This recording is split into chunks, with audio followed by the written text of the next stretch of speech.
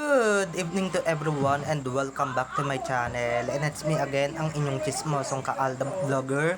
Gusto ko munang magpasalamat sa inyong lahat sa mga walang sawa na tumatangkilik, nanonood, sumusuport at sumusubaybay ng mga content ko here on my YouTube channel. So wag ninyong babaktawan o lalaktawan tong ating content ngayong araw. I'm sure na hindi ninyo pagsisisihan na pinanood nyo ito mula umpisa hanggang hulihan. And syempre, wag kayong mag-i-skip ng segment, okay? Buuin at tapusin nyo to, and very interesting tong ating topic for today's video. Kaya ito na, dumako na tayo sa ating main topic for today's video.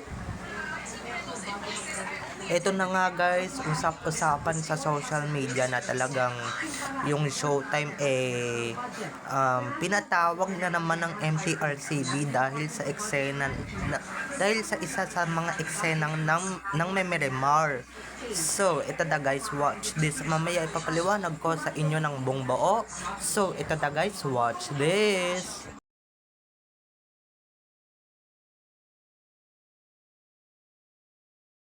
At kung nakita nyo na ngayong recap, so once again si Titi o sa mga admins, dumako na tayo sa ating main topic for today's video. Ito na nga mga ka-ADN, no? Gaya nga ng sinabi ko kanina mga ka-Aldab Nation, as what I said earlier.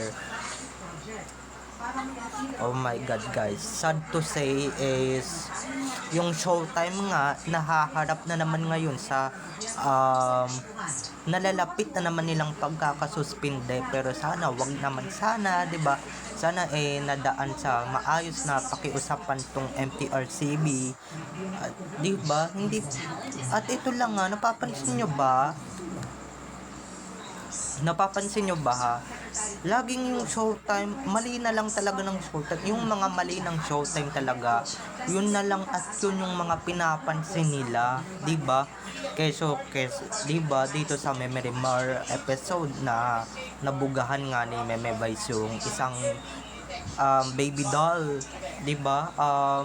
It's part of the joke, okay? It's part of the skit. Okay, pero kung talagang sensitive at talagang marumi talaga yung isip ninyo, ay talagang, Diyos ko, talagang magaganyan talaga kayo, 'di ba? Hindi nyo naman talaga iisipin yan. Ay di marami nag-call out sa MTRCB, 'di ba? Marami nag-comment na sana daw ipasuspinde yung Showtime at ipatawag yung Showtime dahil nga sa ganitong mga eksena ng Memerimar, isang segment sa laro pick. Pero ito lang 'di ba? 'Di ba yung MTRCB is kamag-anak ng German, kamag-anak nila Tito Soto, Big Soto. 'Di ba? So ayon, okay.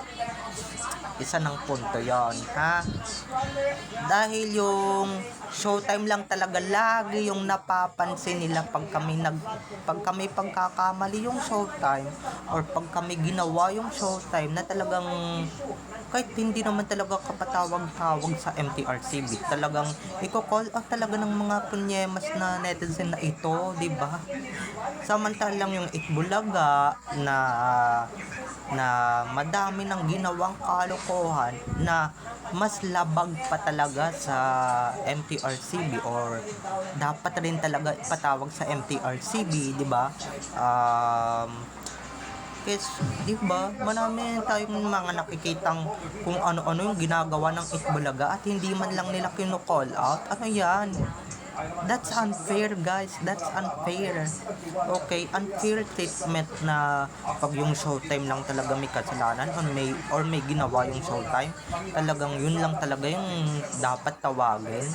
Ni isang beses hindi ko pa talaga narinig yung Itbulaga na pinatawag.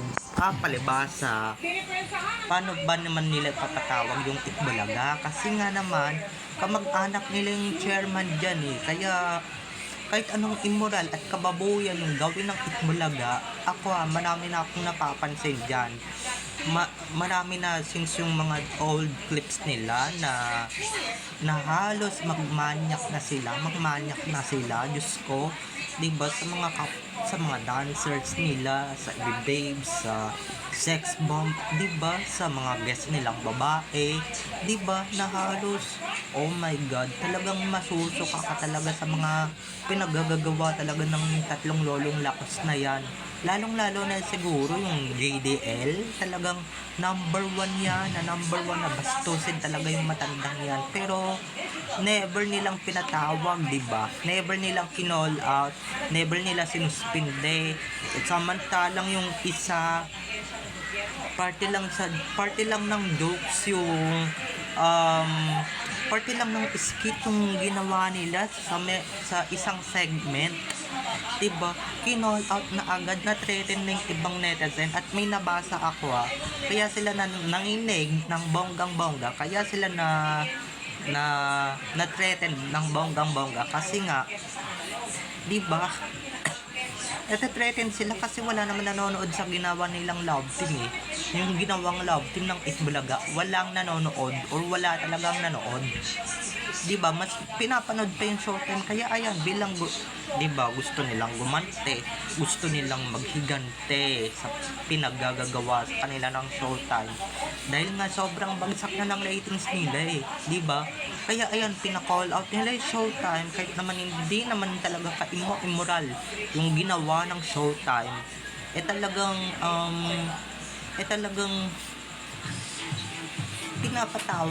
pinatawag nila, 'di ba? At ipapasuspende talaga nila or ika-cancel nila, 'di ba? Pero sana wag mangyari, 'di ba? Pero 'di ba, basa na natin 'yan, dahil alam ko na 'yan nung una pa lang. Kagagawan niya ng mga hinayupak na management ng Tae Show, Diyos ko. 'Di ba, kagagawa niya ng mga bulagta, kasi bulagta na sila sa ratings eh. 'Di ba, wala na sila sa sirkulasyon, wala na sila sa um wala na sila sa programming, 'di ba? 2+ % na lang yung ratings nila, napakababa. Tapos may magtatanggol na naman sa Itbulaga na keso ganito, ganyan. Dapat nga rin talaga ipasuspend yung Itbulaga na yan eh, 'di ba? Oo, nandun na tayo sa mag-asawa, nag-kiss on national TV. Pero yung ibang kinikiss ni JDL, yung babae sa liig, dito, Diyos ko, dito, 'di ba? Dito, hindi ba kasuspende yon, 'di ba? Halos pag nasaan na nila yung mga, sorry sa word pero yun na nga guys, mga ka-ADN, halos ganun na nga yung mangyari, 'di ba, sa mga contestant nila, kung titigan para bang pinagnanasaan nila, ang nagnanasa yung tatlong matanda, 'di ba? Lalong-lalo na sa JDL, Diyos ko. Yun talaga, mas nakakadire yun, at mas kasuspende yun, 'di ba? Hindi gaya ng Showtime na as a viewer ng Showtime, talagang wala akong nakikitang mali, 'di ba? Alam niyo, mas okay pa sana kung yung nangyari talaga is yung sinubuan talaga ng cake eh. Yung subuan talaga ng cake, yun talaga yung kasuspinde. Pero yung ginawa ni Meme, it's part of the joke, okay? Narinig nyo naman siguro yung sinabi ni Vice Ganda, na talagang it's part of the joke.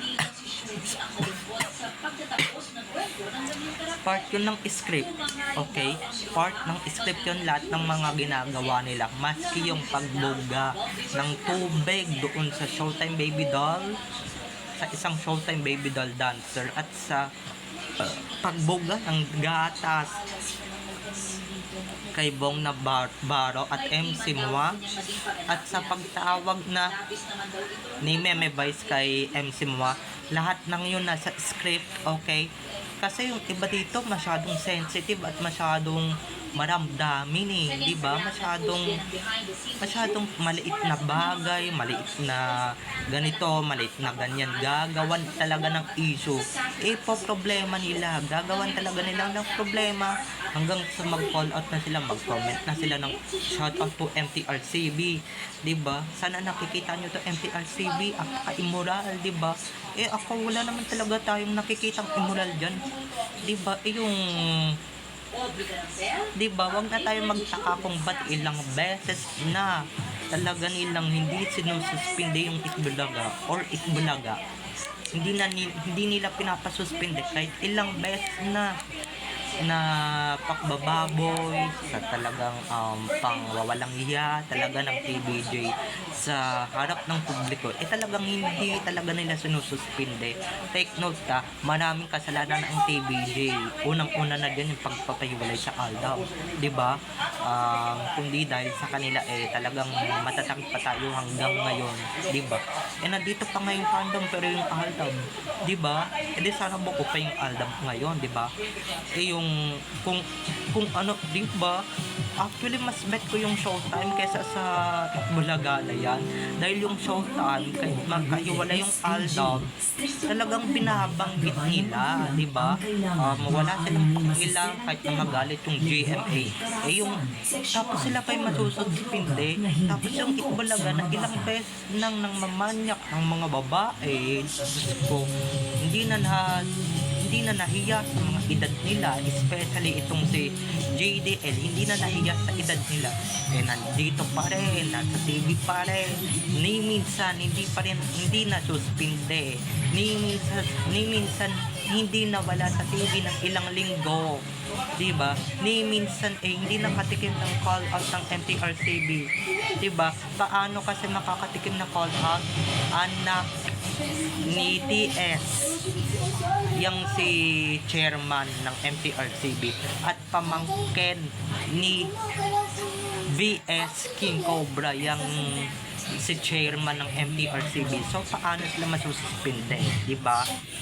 So ibig sabihin na malakas yung kapit, di ba? Bayaan ninyo, kawawain ninyo yung Showtime, kawawain ninyo. Well, itataas naman ng itataas naman namin ng bonggang-bongga yan. Ipagtatanggol namin lahat yan, lahat tayo dito, di ba? Ipagtatanggol natin yan dahil yung Showtime is talagang maka-Aldab yan, di ba? Makailang beses na nilang sinout at si Alden, si Main, binanggit yung mga memories nila sa Aldab, kung paano sila nang suffer, di ba? At walang patumangla talagang mas mahal nila yung Aldab kesa doon sa show na doon nga nang galing yung Aldab pero binaboy na lang nila yung Aldab, di ba? Sa bagay kung yan at yan lang naman, di ba? Kaprasong bagay, so ipapatawag na agad samantalang yung iba dyan na dapat patawag ng matagal na panahon na, di ba? Panahon pa ng kopong na mamanyak na, di ba? Nang mumolestya na ng ibang girls on national TV, di ba? Yun talaga yung dapat i-call out, pero dahil nga naman sa kamag-anak nila yung may-ari ng MTRCB is hindi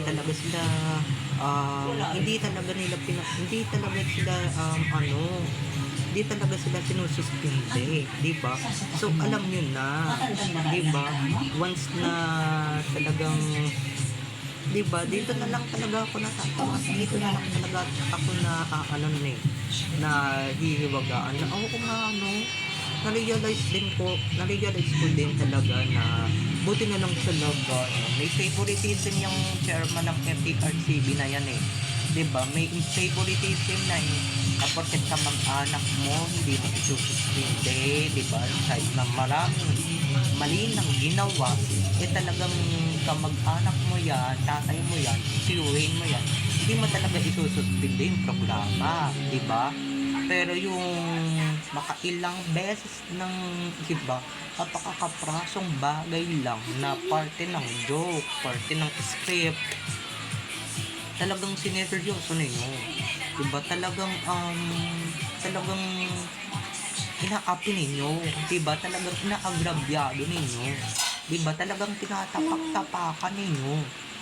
So, ayun lang mga ka-ADN, okay? So, bye-bye na mga ka-ADN. I love you all. Have a nice day. Keep safe. And God bless everyone. Bye-bye. I love you all. Have a nice day. Keep safe. And God bless.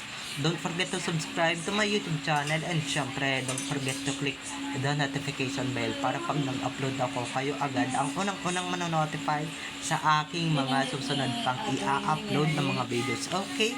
So, bye-bye na mga ka-ADN. But Have a nice day, keep safe, and God bless everyone. Bye-bye. I love you all. Enjoy watching. See you on my next videos. Bye-bye.